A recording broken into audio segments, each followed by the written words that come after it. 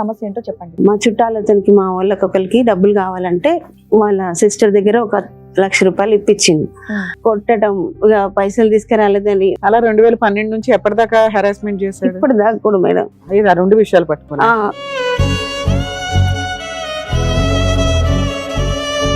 ఇక వాళ్ళందరి గొడవలలో నన్ను టార్చర్ పెడుతుంది.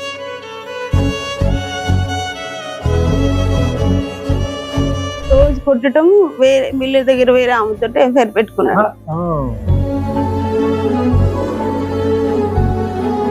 వేరే ఆమెని రిలేషన్ లో ఉండి అక్కడికి వెళ్ళిపోతున్నాడు. 2014-16లో తెలిసింది. 16లో ఇల్లు అమ్మినాం, ఆమె ముందే తెలిసింది. ఇక తెలిసిన తర్వాత అడిగితే నా ఇష్టం, నేను అట్లనే పోతా, నీకు ఇష్టం అయితే ఉండు, లేకుంటే ఇంట్లోంచి వెళ్ళిపో. సరే, ఆవిడెవరో దొరికిందా? వెళ్ళి 4 పీకేవా? నేనేం పీకలేదు, నాకు భయం అవుతుంది. ఆయన వచ్చిందంటే నాకు వణుకుడు వస్తుంది.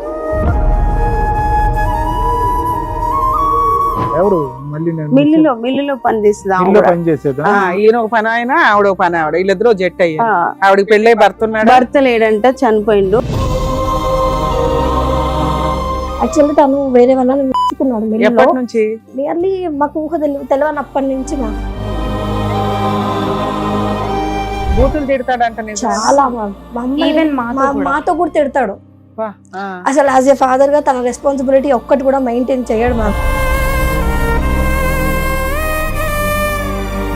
ఏం అక్రమ సంబంధాలండి బాబు, చిరాకు వచ్చేస్తుంది. కొన్ని రోజులు మేము ఎపిసోడ్ చేయలేము, ఎందుకంటే అక్రమ సంబంధాలు తప్పు అని చెప్తుంటే అక్రమ సంబంధాలు పెట్టుకుని జనాలు లేపేస్తున్నారు.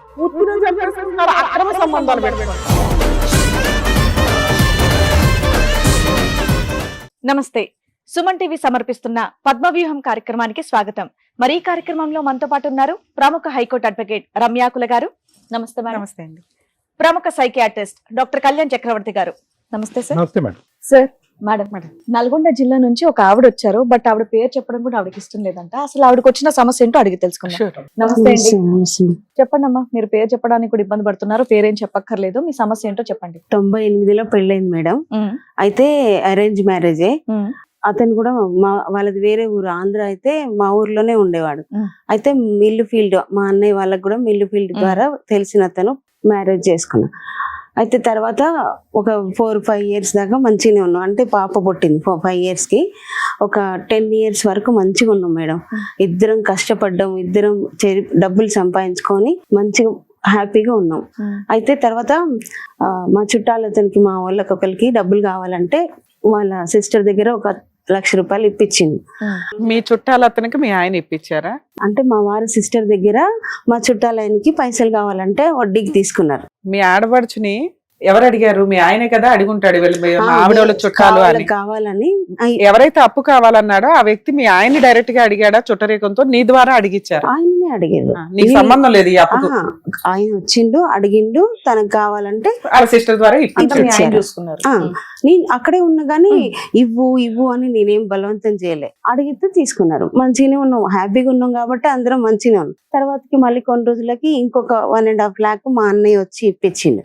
మా అన్నయ్య వచ్చి ఏం చేసిండంటే, బావా వాళ్ళకి అర్జెంట్ అవసరం ఉందంట, ఇస్తాడు. చుట్టాలు కాకుండా మళ్ళీ మీ సొంత బ్రదర్ అతనికి మమ్మల్ని అడిగిండు కదా, తీసుకుపోయిండు. మళ్ళీ కావాలని మా అన్నయ్యని అడిగిండు. మా అన్నయ్యని అడిగితే ఆయనకి ఏం ఇవ్వలేక మళ్ళీ మా వారి దగ్గరకు వచ్చే ఇప్పించిన తర్వాతకి ఇక ఆయన తీసుకొని తీరలేదు, ఇట్లా తీసుకొని పోయిండు. తర్వాతకి నేను ఇంట్లో వర్క్ చేస్తాను మేడం, బ్లౌజులకి డిజైన్లు అవి వేసి.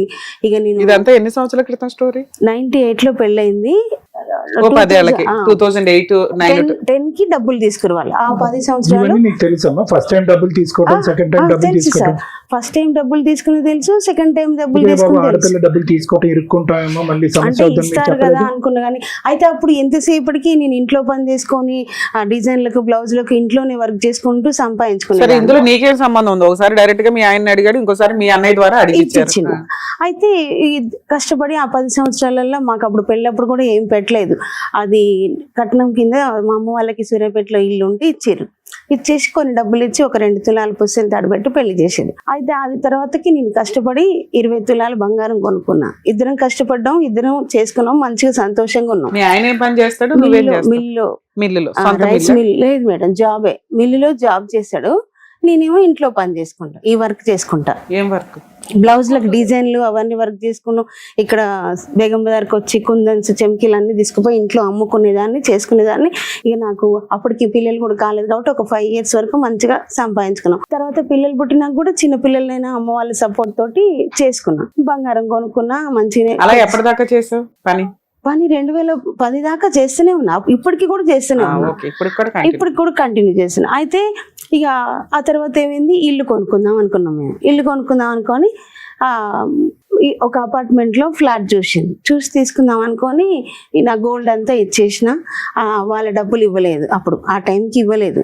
అప్పు తీసుకున్న వాళ్ళు ఇవ్వలేదు, 2.5 లక్షలు ఇవ్వలేదు. ఇవ్వకపోయేసరికి ఈయన గొడవ పెట్టి గొడవ చేసేసరికి నేను పోయి మా వాళ్ళ దగ్గర పోయి అడుక్కొద్దామంటే ఇవ్వలేదు, వాళ్ళ టైం కాలేదు. అప్పుడు బాగా గొడవ అయింది. గొడవ అయితే వాళ్ళు నేను అమ్మ వాళ్ళ ఇంటికి వచ్చేసరికి గొడవ చేస్తుంటే ఈయన ఒప్పుకోట్లేడు, గలీజ్గా తిడుతున్నాడని మా నాన్న ఏం చేసిండంటే ఎట్లయినా ఇప్పిస్తాయ్యా, 1 లక్ష రూపాయలు అయితే తీసుకో ఫస్ట్ అని మా నాన్న ఇచ్చిండు.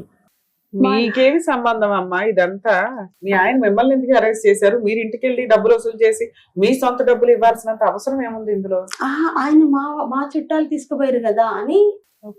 మీ చుట్టాలంటే ఎంత దగ్గర? మా అమ్మ వాళ్ళ తరపు మా అమ్మ తమ్ముడు తీసుకుపోయారు కదా, పైసలు కావాలని ఆమె అడుగుతుందని అన్నాడు అని గొడవ పెట్టుకునేసరికి మా నాన్న ఆ ఫంక్షన్ ఇల్లు కొనుక్కునే టైంకి 1 లక్ష రూపాయలు ఇచ్చిండు, మిగతా డబ్బులు ఇవ్వలేదు. ఇక అప్పుడు అడుగుతుంటే ఆయన ఎందుకు కట్టట్లే డబ్బులు? ఆయన మొత్తం లాస్ అయిపోయిందంట, తెలియదు మాకు అప్పుడు. సొంత మేనమామ గురించి నీకు తెలీదా? అంటే మీ బిజినెస్ నాన్నకైతే తెలుస్తుందిగా, మీ అన్నకి తెలుస్తుంది. వాళ్ళకి ఎవరికి తెలియదు మేడం. తెలియకుండా ఉండేసరికి మీ పైసలు ఇచ్చింది ఫస్ట్ టైం. ఇల్లు ఎప్పుడు కొన్నారు మీరు? 2012. 2010లో అప్పు ఇచ్చారు, 12లో ఇల్లు కొన్నారు.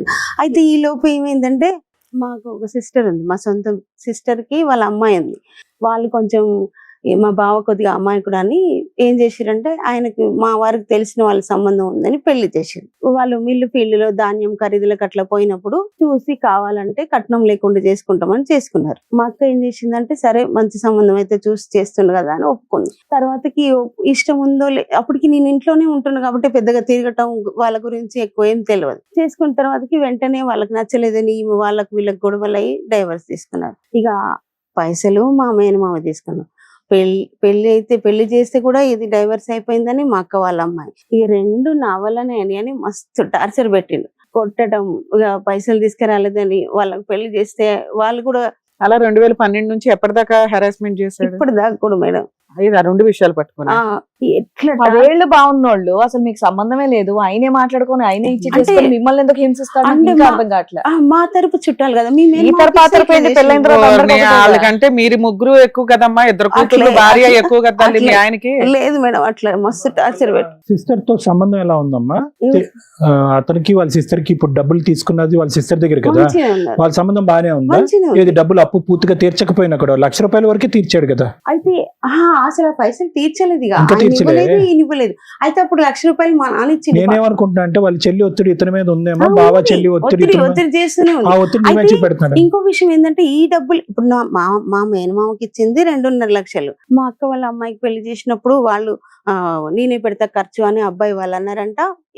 ఆయన ఇయ్యక తెల్ల ఈయన పెట్టిండు, ఇటు 2 లక్షలు పెట్టిండు.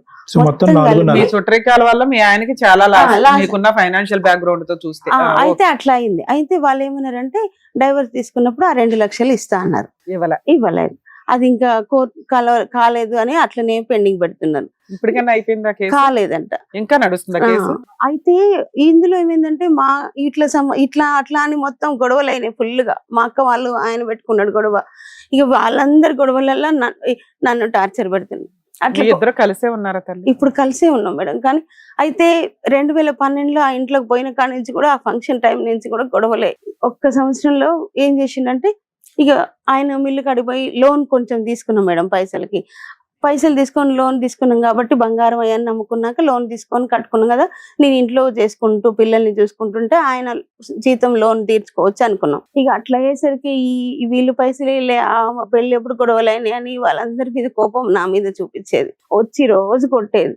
ఇక ఇట్లా ఉంటే ఆయనకి తాగుడు అలవాటు ఉంది. ఆ సిచ్యువేషన్ లో 2ంటికి 3ంటికి అట్లా వచ్చేది మేడం. వచ్చినా కూడా ఇక ఈ గొడవ అయిన కానించి రోజు నోటికి వచ్చిన మాటలు అసలు అవి వినటానికి కూడా భరించలేని మాటలు. ఇద్దరు ఆడపిల్లలు. అవును. ఇప్పుడు వయసు ఎంతమ్మా వాళ్ళకి? ఒక ఆమెకి 22, ఒక ఆమెకి చదువుకుంటున్నారు. చదువుకుంటున్నారు. రెండో అమ్మాయి అంతా డిగ్రీ 2nd ఇయర్ అయిపోయింది. పెద్ద అమ్మ, ఆమెకి ఇప్పుడు బీటెక్ ఇది అయిపోయింది. నిజంగా ఈ సమస్యల వల్ల ఇతని రియాక్షనా లేదంటే జనరల్ గానే తాగేటటువంటి వ్యక్తి యొక్క రియాక్షన్ అనేది నాకు అర్థం కావట్లేదు. ఎందుకంటే జరిగిపోయి ఇవంతా 2012, 14 జరిగినటువంటి ఇక నా మీద 12 కక్ష. సంవత్సరాల పాటు ఒక కక్ష ఉంటుందా? 4.5 ఉంది లక్షల సార్. గురించి 4.5 లక్షలు ఇంకా కొన్ని ఆయన వాడకుండేమో మొత్తం ఇల్లు అమ్మేసి ఆ పైసలు ఇచ్చేసినాం. ఇక గొడవలు అయితే ఆహా, కొనుక్కున్న ఇల్లు కూడా అప్పు అమ్మేసినాం.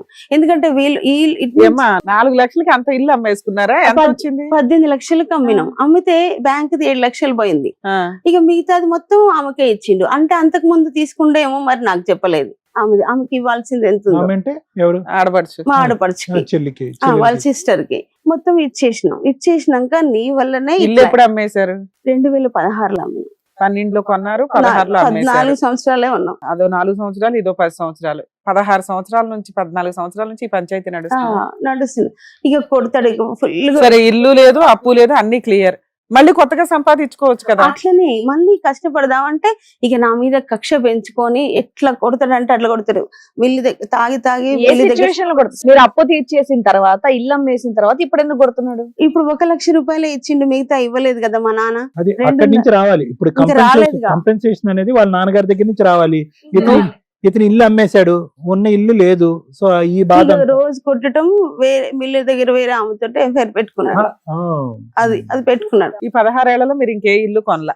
ఇల్లు ఉన్నంతలో ఇల్లు నడుస్తుంది. ఆ, ఇంట్లో సరుకులు, పిల్లల అది చదువు, ఫీజులు ఏదీ ఇవన్నీ లేదు అసలు. అన్ని నువ్వే చూసుకుంటున్నావా? అయితే ఏమైందంటే అతను వెళ్ళి ఇంకో ఇల్లు చూసుకున్నాడు.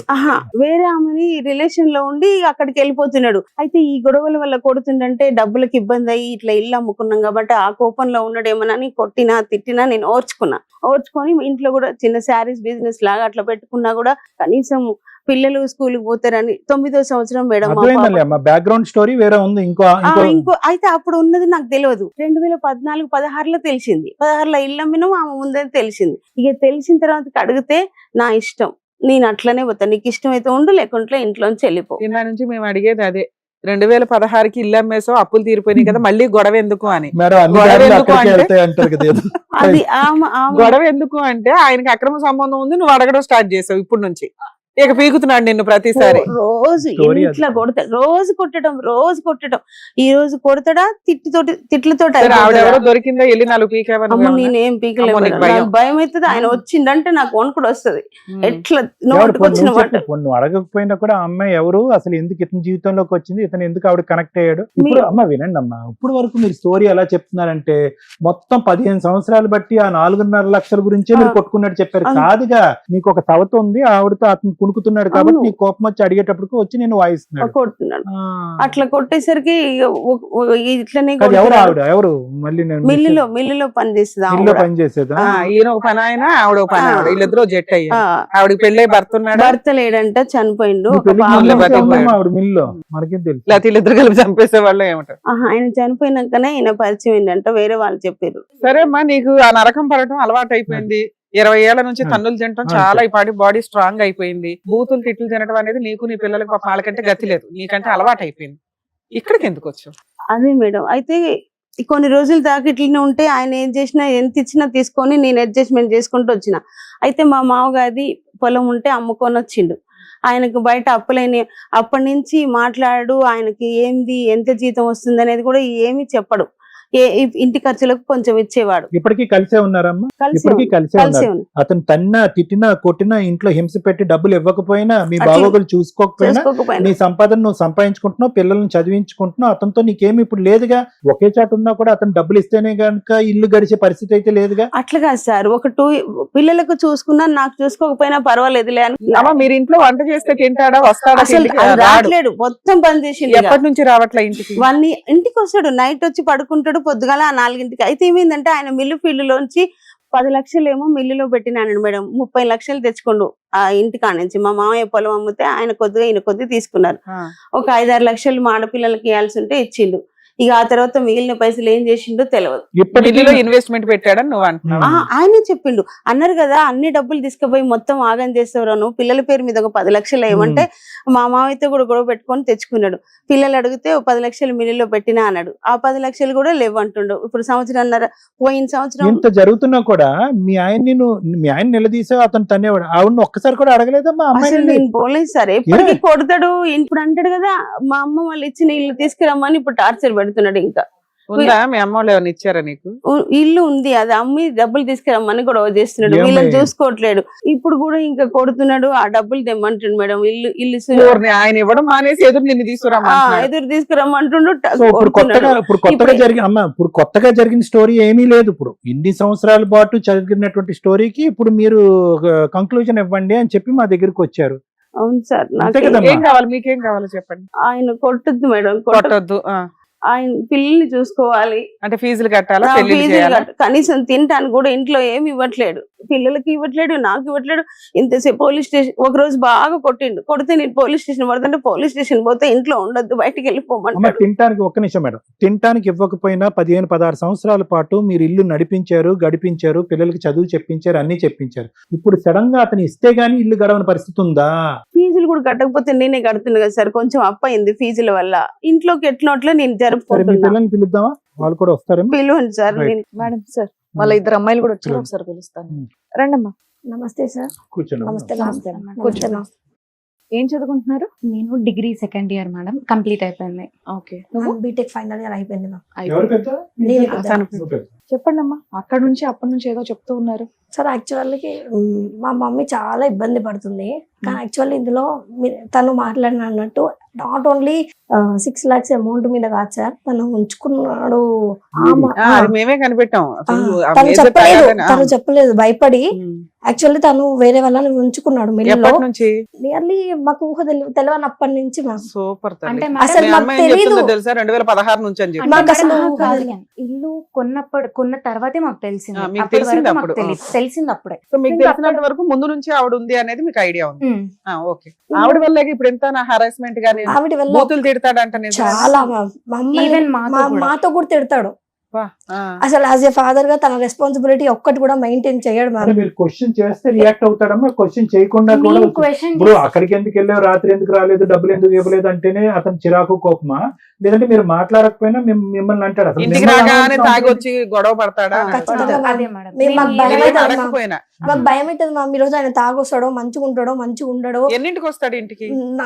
ఆఫ్టర్ 11. ఇప్పుడు అప్పటికి కానీ- మీరు నిద్రపోతారు కదా నాన్న. లేదు మేడం. న్యూసెన్స్ తోనే లెగ్ వస్తాడా ఎలా రావడం? అంటే మేడం వస్తాడు, ఏదో ఒకటి ఇల్లు గురించి ఒకటి ఉంది, వీళ్ళు ఇంకా ఇవ్వలేదు కదా ఇల్లు. సో ఆ ఇల్లు గురించే ప్రతిసారి మేము ఫీజెస్ అడిగినా, మా రెస్పాన్సిబిలిటీస్ గురించి అడిగినా, ఇంట్లో దేని గురించి అడిగినా ప్రతి దానికి ఇల్లు మ్యాటర్ ముద్దలు పెడతాడు.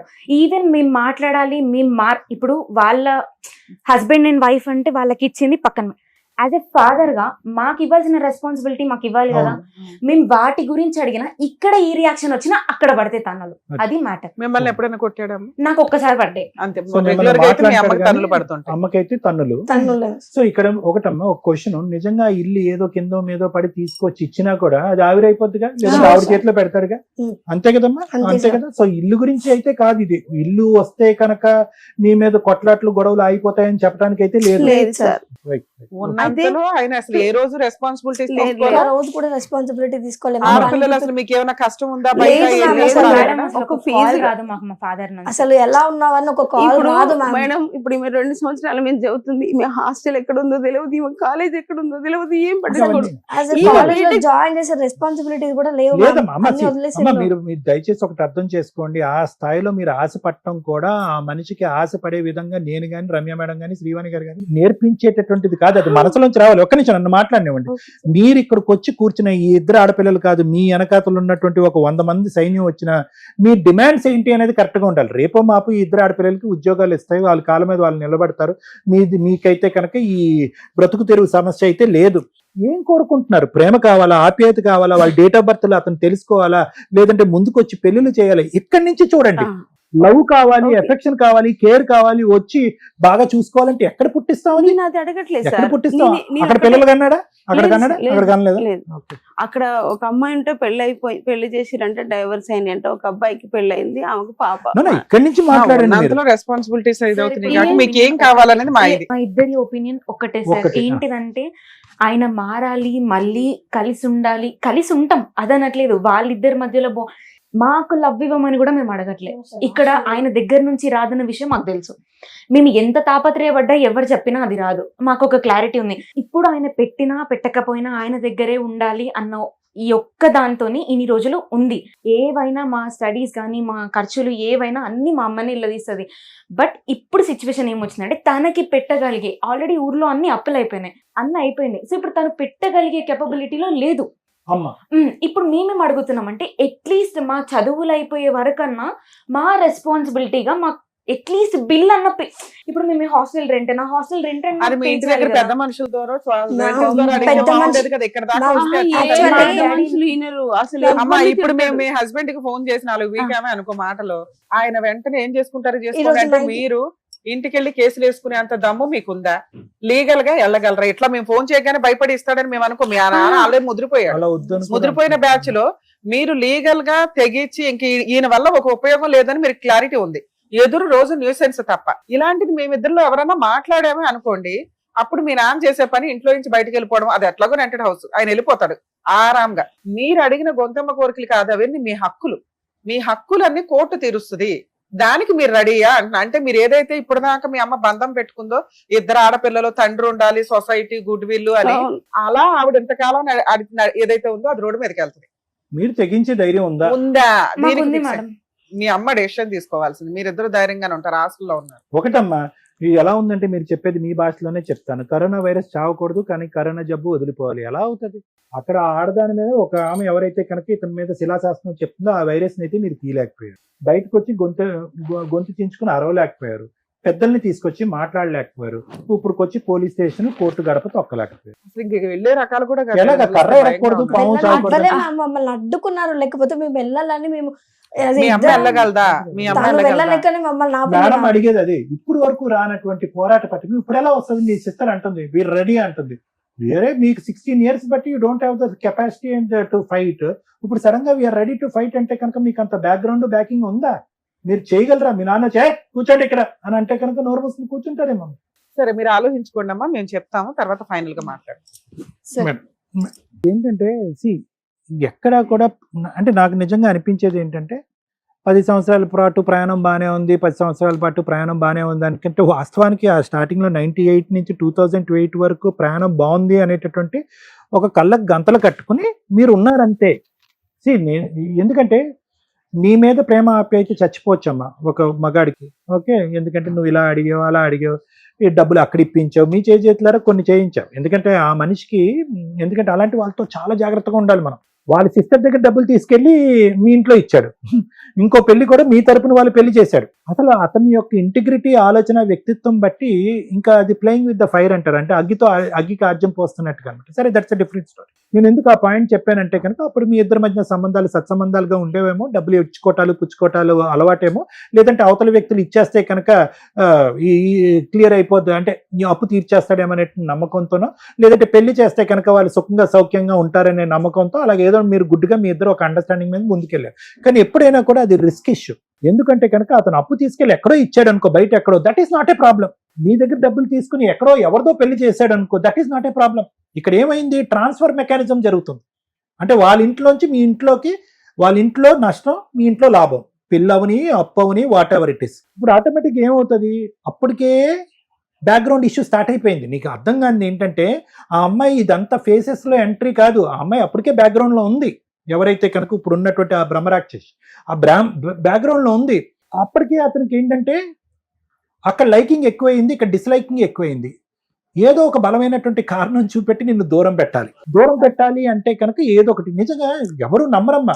అంటే ఒక 15 సంవత్సరాల పాటు 4.5 లక్షల గురించి ప్రపంచ యుద్ధాలు జరుగుతున్నాయి అనేటటువంటిది నమ్మసక్యంగా లేదు. అతను ఏంటంటే ఏదో కారణం కావాలి, నువ్వు డబ్బులు తీసుకురాకపోతే కనుక మీ పుట్టింటి నుంచి వచ్చేటటువంటి ఆస్తిని తీసుకురా, ఏదో ఒకటి పెట్టుకుని నీ గొంతు పెట్టుకుని నిన్ను అనగదొక్కి ఏ విధంగా ఒక అట్మాస్ఫియర్ క్రియేట్ చేశాడంటే ఈ పెళ్లి ఇలాగ అవ్వటానికి, నిన్ను కొట్టడానికి, నిన్ను తిట్టడానికి, నేను తాగటానికి, నా లివర్ కిడ్నీ పాడు చేసుకోవడానికి నువ్వు కారణము, మీ వాళ్ళు కారణము, నువ్వు వాళ్ళ దగ్గరుండి డబ్బులు ఇప్పించడం కారణము, అక్కడి నుంచి ఆస్తి తీసుకురావటం కారణం. కాబట్టి ఈ రోజు నుంచి నేను నీకు ₹1 పావలా కూడా ఇవ్వను, నీ సావు నువ్వు సావు. అది అతను గీసినటువంటి ఒక డిజైన్ వర్క్ ఇది. ఇదంతా కూడా అతను డిజైన్ చేశాడని నేను అనుకోవట్లేదు. బ్యాక్గ్రౌండ్ లో ఆవిడుండి దగ్గరుండి కలిపి డిజైన్ చేశారు. ఎటొచ్చి ఇక్కడ ఉన్నటువంటి అదృష్టం ఏంటంటే అక్కడ వాళ్ళిద్దరికి ఒక పిల్ల జల్ల లేకపోవడం అనేది మనకు అదృష్టం. ఎందుకంటే మీరు లీగల్ గా పోరాడితే కనుక రమ్య మేడం సపోర్ట్ తీసుకుని ఏదైతే కనుక వీళ్ళు న్యాయపరంగా రావాలో అవన్నీ వస్తాయి. కాబట్టి అక్కడ లేకపోవడం అనేది మనకి ఒక ఘోరంత ఆశ. అయితే నేను ఇక్కడ ఈ మాట ఎందుకు చెప్తున్నానంటే, చక్కటి పిల్లలు శుభ్రంగా చదువుకుంటున్నారు, భవిష్యత్తులో ఏదో ఒక ఉద్యోగం చేసుకుంటూ ఉంటారు. అలాంటి వ్యక్తి ఈ రోజు వచ్చి ఈ పిల్లల మీద కూడా విరుచుకుపడి నానా తిట్లు వీళ్ళని కూడా తిట్టి వీళ్ళు పరువు తీసి రేపొద్దున వీళ్ళ యొక్క పెళ్ళిళ్ళు అవ్వకుండా లేదంటే వీళ్ళ భవిష్యత్తు నిలబడకుండా చేస్తున్నటువంటి ఒక వ్యక్తికి అసలు ఈ మ్యారేజ్ లోకి ఎప్పటికైనా మనస్ఫూర్తిగా ఒక ఆలోచనతో ఎంటర్ అయ్యాడా, లేదంటే ఇదంతా యాదృచ్ఛికంగా ఒక పెళ్లి జరిగిపోయింది, పెద్దలు అక్షింతలు వేసేసారు, తర్వాత 2 ఆడపిల్లలను కనేసామని చెప్పి. ఎందుకంటే మీ మీద 1,00,000 కోపాలు ఉండొచ్చు, తిట్టచ్చు, కొట్టచ్చు, హింస పెట్టచ్చు. కానీ వాళ్ళు ఏం చేశారు? వాళ్ళ మీద ప్రేమ ఉండాలి కదా. అమ్మా ఓకే మీ అమ్మ ఎలాగన్నా ఉంది, ఇగరా ఈ ₹1000 ఉంచుకోండి, ఇంటి సామాన్, అమ్మా ఇదిగో ఫీజు కొనుక్కోండి, ఫీజు కట్టుకోండి, పుస్తకాలు కొనుక్కోండి. ఆడపిల్లల మీద రాదు. ఎంత సౌతలు ఉన్నా కూడా ఆ బ్యాక్గ్రౌండ్ లో ఉన్న లేడీస్ లాంటి వాళ్ళు 10 మంది ఉన్నటువంటి మగాళ్ళు కూడా ఫైనల్ గా ఈ ఇంటికి వచ్చి పిల్లల్ని కాపాడుకుంటారు. సో కాబట్టి నాకు అనిపించేది ఏంటంటేనమ్మా, రియలిస్టిక్ గా మనం ఆలోచించుకుంటే సొల్యూషన్ దొరుకుతుంది. ప్రాక్టికల్ గా తెలివైన పిల్లలు చదువుకున్నారు, సమాజంలో ఎన్నో చూస్తుంటారు, మీరు ఎన్నో హెడేక్స్ చూస్తుంటారు, ఎంతో మంది మీ ఫ్రెండ్స్ చెప్పేటటువంటి మాటలు వినుంటారు. మీకు అనిపించి ఉండొచ్చు, అరే వీళ్ళందరితో పోల్చుకుంటే మనం దురదృష్టవంతులం కదా, మనకంటూ ఒక ఇల్లు లేదు, ఒక మంచి వాతావరణం లేదు, ఒక కుటుంబం లేదు, ప్రేమగా దగ్గర తీసుకునేటటువంటి ఒక తండ్రి లేడు కదా అనే బాధ మీకు ఉండొచ్చమ్మా. కానీ నేను అనేది ఏంటంటే, ఎంతకాలం బాధపడతారు, ఎంతకాలం ఏడుస్తారు మీరు? చిన్నప్పటి నుంచి అలవాటు అయింది. ఒక్కొక్కరికి ఒక దరిద్రం, ఒక్కొక్కరికి ఒక దురదృష్టం. మీకు తండ్రి ఉన్నా కూడా లేనట్టే అనేటటువంటి భావంతో ఉంటేనే మీరు బ్రతికి బట్టకట్టగలరు. మళ్ళీ ప్రేమ కావాలి, మళ్ళీ తండ్రి యొక్క ఆప్యాయతలు కావాలి, మళ్ళీ లేనటువంటి చిగురించుకునే ఈ ప్రేమలు చిగురించుకోవాలి అంటే కనుక I don't think so that is going to happen అన్న. దానికి పైపెచ్చి ఏం జరుగుతుందంటే తెలుసానన్న, you will lose your careers. మీ కెరియర్స్ పాడైపోతాయి. రేపొద్దున ఈడు మగాడమ్మ ఈయన్ని పెళ్లి చేసుకుంటే ఆ మగాడిలో మీ నాన్న కనిపిస్తూ ఉంటాడు, వద్దురా బాబు ఈడే నరకాసుడిలో ఉన్నాడు, ఒక నరకాసుడితో సగం జీవితం అయింది, వీడితో ఇంకా సగం జీవితం అయితే పెళ్ళే చేసుకోరు. బట్ దయచేసి గుర్తుపెట్టుకోండి, it is a very rare situation that your seeing in your house. మీ ఇంట్లో ఇది చూసేటటువంటిది ఒక రేర్ సిచ్యువేషన్. నాకు మీరిద్దరు ఆడపిల్లలు ఎలా మానసికంగా తేరవాలంటే, ఎస్ మీ అమ్మని కాపాడుకోండి, మీ అమ్మకు కావాల్సిన ప్రపంచాన్ని, జీవితాన్ని, భవిష్యత్తుని, డబ్బుని అన్నీ ఇవ్వండి, సంపాదించుకోండి. కానీ at the end of the day పెద్దవాళ్ళు అయిన తర్వాత ఓకే, చిన్నపిల్లలు 16 సంవత్సరాలు 15 సంవత్సరాల్లో అనుకుంటే కనుక అమ్మ మా నాన్న కొడతాడు, తిడతాడు, గొంతు పిసికి చంపేస్తాడు, మా అమ్మని చంపేస్తాడు అనుకోవచ్చు. అరే కమాన్, మీరు 21-22 ఇయర్స్, మీరిద్దరు ఫైటర్స్. ఇందాక నేను చెప్పిన సామెత 100 సార్లు నేను చెప్తా, కర్ర ఎరగకూడదు, పాము చావకూడదు అంటే అవ్వదు. You need to learn to fight. ఏదో ఒకటే మిగులుతుంది. అతను మన ఇంట్లోకి రావటం అన్నా ఉంటుంది, రాకపోవటం అన్నా ఉంటుంది, ఏదో ఒకటే ఉంటుంది. అతను ఇంట్లోకి రావాలి, ప్రేమగా ఉండాలి, అన్నీ చూసుకోవాలి, అట్ ద సేమ్ టైం మనం కేసులు కూడా పెట్టాలి, అతనితో ఫైటింగ్ చేయాలంటే అవ్వదు. మీరు నిజంగా మీ హక్కుల గురించి పోరాడాలి అని అనుకుంటే కనుక ఆ మనిషి విరుచుకుపడేటటువంటి తత్వాన్ని తాత్కాలికంగా భరించాలి. మీకు సంబంధించిన ప్రొటెక్షన్, సపోర్ట్ తీసుకుని ఎవరు లేరా నాన్న మీకు? మామయ్యలు, పెద్దనాళ్ళు ఎవరు లేరా మీకు సపోర్ట్ చేసి? అసలు ఆడపిల్లలు 4 మేడం. అరే మీ తల్లిదండ్రులు బతికే ఉన్నారా? మా నాన్నగారు లేరండి, అమ్మ ఉంది, అన్నదమ్ములు ఉన్నాడు. కానీ వాళ్ళిద్దరికి ఆయన అంటే భయం, తిడతాడు. అసలు అమ్మ వాళ్ళ ఇంటికి కూడా పోయి మస్తు గొడవ చేసి వచ్చి, ఊర్లో పెద్ద మనుషులు కూడా ఎవరు తెలియదు, భయపడడు. నోరు తెరిస్తే ఆయన నోరుకే భయపడతారు అందరు. నేను చెప్పేది ఒకటేనమ్మా, సింపుల్ లాజిక్. ఒకటి, మీకు అతి పెద్ద ఆస్తి ఏదన్నా ఉంది అంటే కనుక నన్ను మధ్యరాత్రిలో లేపన్నా అడగండి, నేను మీకు చదువులు, మీకు భగవంతుడు ఇచ్చినటువంటి ఆ చదువుల వరంకి నేను 100 వందనాలు చేస్తాను. అది కొన్ని కోట్ల విలువైనటువంటి ఆస్తి మీ అకాడమిక్స్. దాన్ని ఎస్కలేట్ చేసుకోండి. మాస్టర్స్ చేయాలంటే మాస్టర్స్ చేసుకోండి, లేదంటే హైదరాబాద్ లాంటి ప్లేస్కి వచ్చి జాబ్ సెర్చ్లోకి వెళ్ళండి. ఫస్ట్ నాకు మోస్ట్ ఇంపార్టెంట్ ఏంటంటే మీ నాన్నతో మీరు పోరాడాలి అంటే కనుక మీరు ఫైనాన్షియల్గా ఇండిపెండెంట్ అవ్వాలి. అది. మీకు చదువు ఉన్నప్పుడు అది పెద్ద సమస్య కాదు. 10,000, 15,000, 25,000 ఎంతో కొంత మీ ఇద్దరికి వస్తుంది. ఇప్పటికిప్పుడు మీరు ఫైట్ చేస్తే కనుక నెక్స్ట్ స్టెప్ మీకు అల్లకల్లోలం అయిపోతుంది. మిమ్మల్ని ఉద్యోగం చేసుకునేవాడు, ఫ్రీగా ఉండనేవాడు, మీ మీద ఉన్న కసి కోపం అంతా ఆవిడ మీద చూపించి చంపేస్తాడు. నేనైతే ఏమంటానంటే మీరు ఖచ్చితంగా ఫైట్ చేయాలి, అతనికి గుడ్ బై చెప్పేటటువంటి ప్రయత్నం చేయాలి, అతనికి సంబంధించిన హక్కులన్నీ మీరు తీసుకోవాలి, మీకు రావాల్సిన అంతా కూడా హక్కు పోరాటం చూపెట్టాలి. కానీ రమ్య మేడం నాతో యాక్సెప్ట్ చేస్తారు లేదో నాకు తెలియదు, కానీ ఒక సైలెంట్ ఫేస్. నీకు ఎంత ఇంకా 1 year ఉందనన్నా నీకు అయిపోయింది సార్. యాక్చువల్లీ కోచింగ్ తీసుకుంటే జాబ్ వచ్చేది, కానీ ఇంకా కోచింగ్ చేయాలని బీటెక్ అయిపోయింది ఈ సంవత్సరం. నీదన్నా ఇంకా ఫైనల్ ఇయర్ ఉంది ఇంకా final year. సో నేనేమంటున్నానంటే అమ్మా, maybe I'm wrong, I don't know, but నేనేమని చెప్తున్నానంటే కనుక ఈ టైంలో బహుశా ఆ పిల్లలు ఇంకొక 1 yearలో సెటిల్ అయిపోతారు అని అనగా సానుకూలంగానే ముందుకెళ్ళి ఒక్కసారి ఆ పిల్లలు సెటిల్ అయ్యి వాళ్ళకి ఏదన్నా ఒక ఉద్యోగం వచ్చి వాళ్ళ కాళ్ళ మీద వాళ్ళు నిలబడిన తర్వాత అప్పుడు దీర్ఘకాలికమైనటువంటి పోరాటం చేస్తే బాగుంటుంది అనేది నా అభిప్రాయం. ఎందుకంటే వీళ్ళు డిస్టర్బ్ అవ్వకూడదమ్మా. ఆ కెరియర్ ఇప్పుడు ఫైనల్ ఇయర్ ఈ అమ్మాయికి ఇప్పుడు ఇట్లా ఉన్నారు కదా, అట్లనే అనుకున్నాం. ఏమన్నా కానీ పిల్లలకి చెరకు జాబ్ వచ్చినాక నేను కష్టపడతాం, ముగ్గురం కష్టపడతాం, ఆ మనిషి పెట్టినా పెట్టకున్నా ఏం కాదనుకునే ఊపున్నా ఇన్ని రోజులు. అట్లయితే ఇప్పుడు ఏమైందంటే ఇప్పుడు వచ్చే నెల రిజిస్ట్రేషన్ అయితే సూర్యాపేటది నాకు ఇచ్చిన ఇల్లు అమ్మేస్తే ఆ పైసలు తెచ్చుకొని వీళ్ళ చదువులకి 1 లక్ష 2 లక్షల దాకా అప్పైంది తీర్చుకుందామంటే ఇప్పుడు ఆ డబ్బులు తీసుకుపోతా అని కూడా తీసుకెళ్తాడమ్మా. ఆయన ఇవ్వకుంటే ఇప్పుడు ఎట్లా టార్చర్ పెడతాడు, భయపడతాడు. ఆ పైసల గురించి ఇప్పుడు ఇల్లు నిన్న పొద్దున పోతే కూడా ఆ ఇల్లు తీసుకురాలేదు, ఆ సంగతి చెప్తా అని వచ్చే డబ్బులు ఉన్నాయి కానీ అవి కూడా అతను కాజేస్తాడు అనేటటువంటి ఒక ఫియర్ ఉందిగా. కనీసం ఒక్క రోజు కూడా పిల్లల్ని ప్రేమగా కూడా సార్ మేము ఆయన నుంచి ప్రేమ ఎక్స్పెక్ట్ చేయట్లే, మాకు బతకనిస్తే చాలు, మీ బ్రతుకులు మిమ్మల్ని బతకనిస్తే చాలు. అసలు ఎట్లా అంటే అసహ్యమైన మాటలు అవి నేను భరించలేకపోతే కొట్టడం, ఆ మాటలు అనే దాంట్లో నన్ను భయపడతాడు. అవి మేము వినలేకపోతున్నాం. రోడ్డు మీద ఎక్కడ ఏది అనేది మ్యాటర్స్ కాదు, మా ముందు మా అందరి ముందు వియర్డ్ అనిపిస్తుంది. ఇప్పుడు చెప్తారు వినండి. Thank you sir. Okay madam, thank you madam. ఒకళ్ళ కష్టం సుమన్ గారు ఈ ప్రోగ్రామ్ కంటిన్యూ చేస్తున్నది ఇండైరెక్ట్ గా ఈ కేసు ద్వారా మీరు ఏం నేర్చుకుంటారు అని. ఇండైరెక్ట్ గా మీకు ఏదో రకంగా సహాయపడాలి అనే ఉద్దేశంతో అందరూ ఇక్కడ దాకా రాలేకపోవచ్చు. పాపం ఈవిడ 16 ఏళ్ల నుంచి ట్రై చేసుకుంటూ నెంబర్ క్లిక్ అవ్వడం వల్ల ఈ రోజు పాపం ఇక్కడికి రాగలిగింది. మరి ఆ రోజే మేము మాట్లాడేసి ఉంటే ప్రాబ్లం సాల్వ్ అయిపోయేదేమో.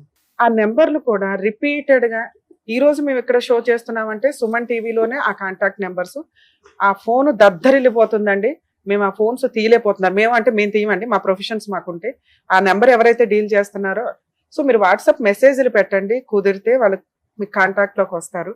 ఇలా ఇక్కడ మాట్లాడుతున్న ఇటు కేసులు ఇది ఎంటర్టైన్మెంట్ కి సంబంధించి కాదు. ఇటువంటి సమస్యలు ఉంటే మీరు ఎట్లా సాల్వ్ చేసుకోవాలని చెప్పండి.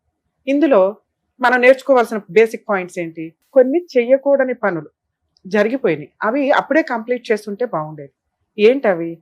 పెళ్లిలో ఒక ఆడపిల్లకి ఏదన్నా స్త్రీధనంగా ఇస్తాము అనే ఆస్తులు అంటే ఆ మ్యారేజ్ లోపే అయిపోవాలి. అవి మీరు అబ్బాయికి రిజిస్ట్రేషన్లు చెయ్యొద్దు.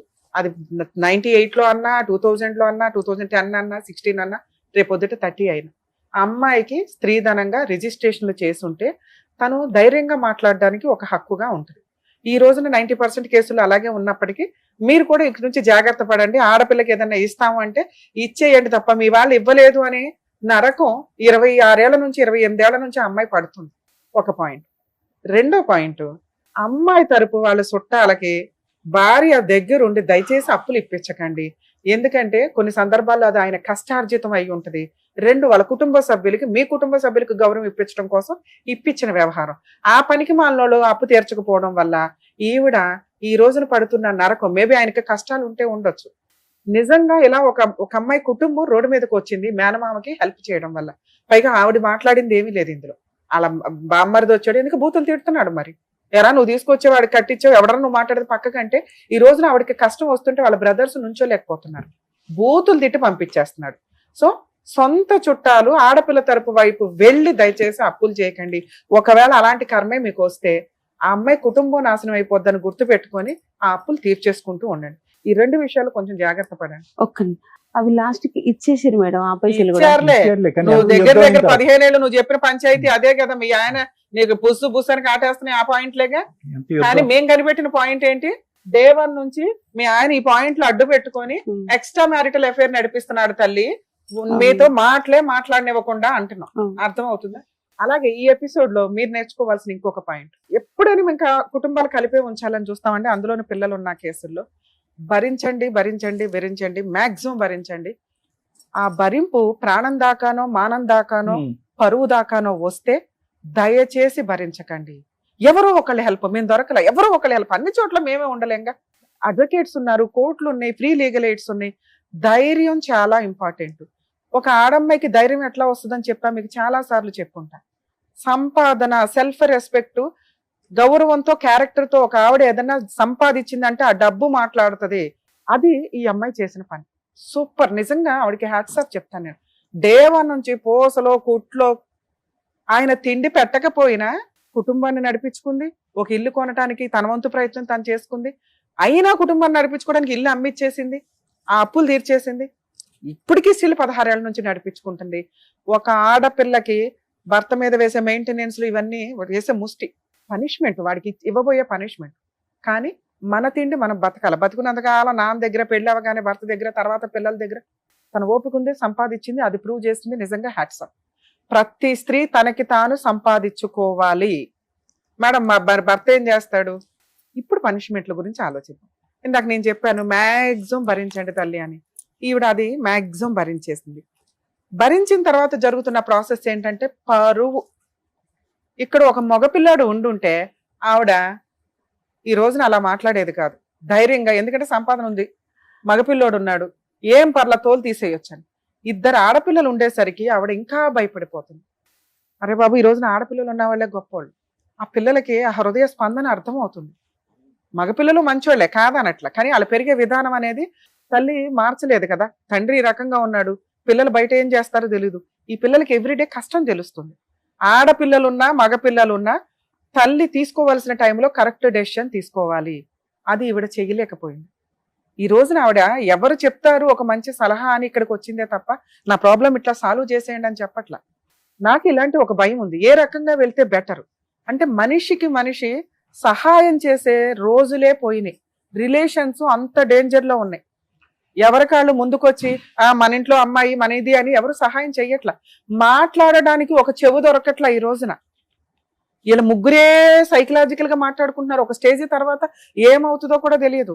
దయచేసి మంచి ఫ్రెండ్స్ ని, అంటే కొలీగ్ పక్కన ఉండే వాళ్ళని మంచి ఫ్రెండ్స్ గా చేసుకుంటుంటే మాటల్లో సగం ప్రాబ్లం క్లియర్ అవుతూ ఉంటుంది. దయచేసి మంచి ఫ్రెండ్స్ ని అరేంజ్ చేసుకోండి చుట్టుపక్కల వాళ్ళని. ఎందుకంటే చుట్టాలు ఎవరు, మనము ఒకరికి చుట్టాలమే, వాళ్ళు మనల్ని తిట్టుకుంటారు. ఎందుకంటే మనం బిజీ.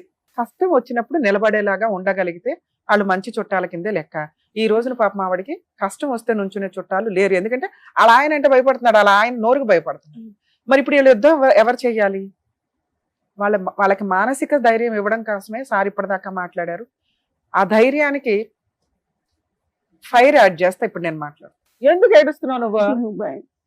ఒక్కటి ఇచ్చేవాళ్ళక